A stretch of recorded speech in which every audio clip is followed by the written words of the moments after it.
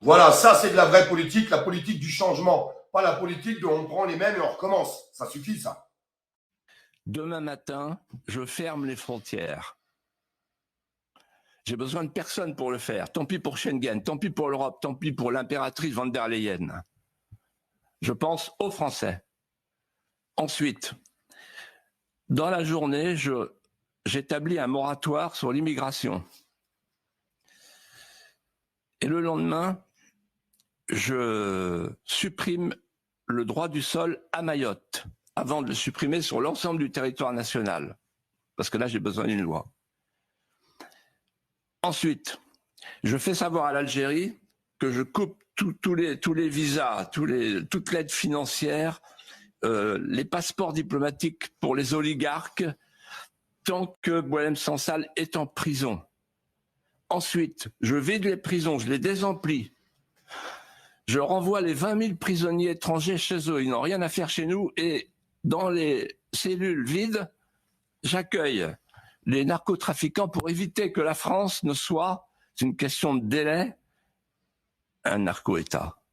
Ensuite, pour les agriculteurs, j'annonce et je vous annonce que j'ai pris la décision de sortir la France du processus de négociation du Mercosur. Il n'y aura pas de Mercosur pour la France, ça ne s'appliquera pas à la France. Et j'affirme devant vous l'exception agriculturelle française. Ensuite, j'ai l'intention de convoquer mon ministre de l'Éducation, Madame Borne, la fameuse Madame Borne. Et je vais lui dire ceci à Madame Borne. Je vous donne instruction de remettre les profs sur l'estrade, d'enrayer le processus de l'école charia compatible et de prendre les dispositions pour que l'uniforme soit obligatoire à l'école et que chaque lundi et chaque vendredi, on lève les couleurs de la France. Ensuite, à la manière de M. Trump aux États-Unis, je décide d'interdire la transidentité et toutes les opérations chirurgicales, les bloqueurs de puberté sur les jeunes. L'activisme transgenre n'aura plus sa place en France. Ensuite, et pour finir, je crée un ministère de la famille pour enrayer le processus de dénatalité et lancer enfin une grande politique familiale. Et pour terminer, je prends le ministre de l'économie, là, Madame de Montchalin, qui fait partie de l'association de Monsieur Soros, qui cherche à déstabiliser tous les gouvernements conservateurs. Et je lui dis ceci, au lieu de vous occuper de Monsieur Soros, vous allez vous occuper de toutes nos PME, de tous nos entrepreneurs. Et vous allez leur dire ceci, désormais nous appliquerons l'aphorisme, mieux vaut l'artisanat que l'assistanat. Et je vous demande d'appliquer l'instruction suivante. En quelques semaines, on doit réduire l'écart entre les revenus du travail et les revenus de l'assistance. Voilà, messieurs, mesdames les députés, ce qui va redonner l'espoir aux Français. C'est exactement ce qu'il faut faire. La France a besoin d'un électrochoc.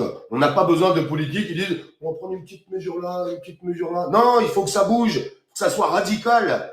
Pourquoi, dans tous les partis qui sont tête de liste, on va prendre les 5 premiers, pourquoi il n'y en a aucun dans leur programme qui parle des directives de l'Union européenne? Pourquoi il n'y en a aucun dans leur programme qui n'explique pas qu'aujourd'hui l'Europe est néfaste pour la France? Pourquoi il n'y en a aucun qui explique qu'il faut sortir de cette Europe qui est en train de couler la France et les Français et toutes les entreprises et l'agriculture avec?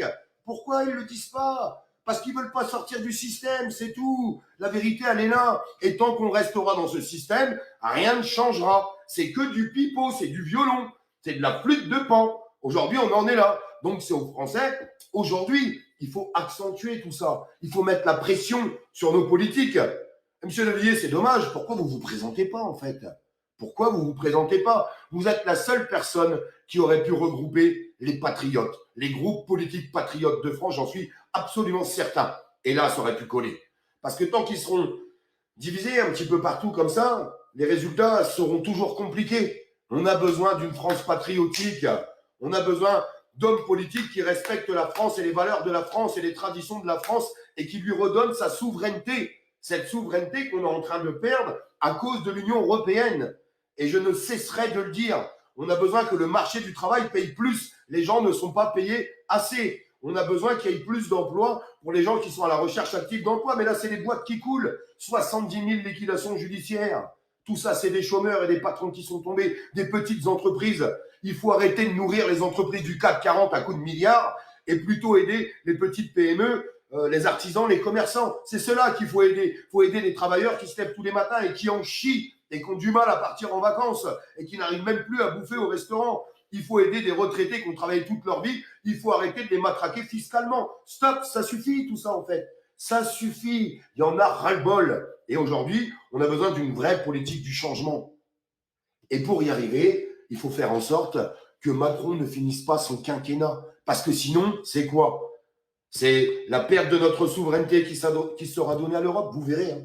Si on continue comme ça, si on laisse faire Macron, le Mozart de la finance, qu'on pourrait appeler le Mozart de la dépense. Parce que c'est ça la réalité des choses. Ils vont couper les robinets.